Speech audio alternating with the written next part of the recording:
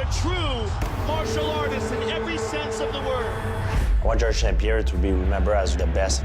I've done a few things that I wanted to do, but I'm not done yet.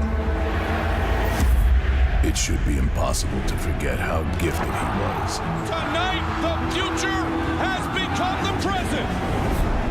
How unrelenting. George St. Pierre is a special fighter. How absolutely brilliant in every facet of the art of fighting. In a lot of ways, he is the perfect fighting machine. It was the golden era.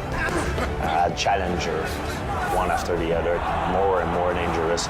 For the better part of a decade, he was the standard by which all the others were desperate to be measured. Am I ready for a title shot or what? GSP, I'll fly to your house, I'll hire a ref, and we'll do something about it. Are you ready, sir? Fight! And yet they all discovered the same undeniable truth. It is going to be so hard for anyone to stop this. But all through his reign, perfection and expectation melded into one. People expect George not only to win, they expect him to win easily. They expect him to win every round. So with each defense of his title, the pressure grew. And in 2013, at the peak of his powers, it finally got the best of George St. Pierre. I need to hang up my glove for a little bit. Are you retiring right now? Is that what you're saying? GSP, long appeared, had understood his time had come. Or perhaps his journey was not yet complete. Martial arts to George is part of his identity. I don't think George can ever give up martial arts. If you want to be the best, you need to be obsessed. George took the time to reinvent himself, to make himself better, to fight differently. I feel the strongest I ever been, the sharpest I ever been. I have a beautiful life, but I'm hungry for more mixed martial arts success.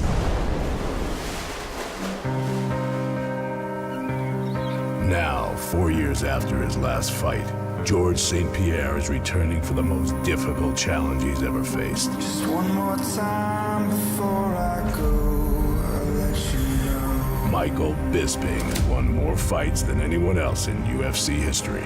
A ferocious champion, 15 pounds heavier than St. Pierre, and uninterested in giving an icon any measure of respect. George retired when he did because he couldn't take the pressure.